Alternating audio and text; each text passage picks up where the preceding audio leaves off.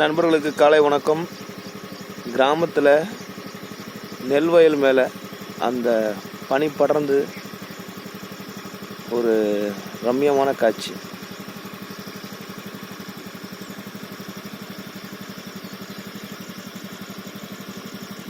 சூரியன் உதிக்கிற நேரத்தில்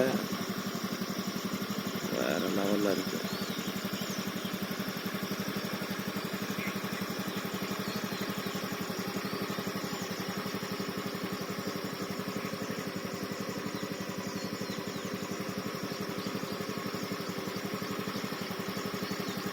கிராமப்பகுதியில் வயல்வெளிகளில் மட்டுமே காணக்கூடிய ஒரு அருமையான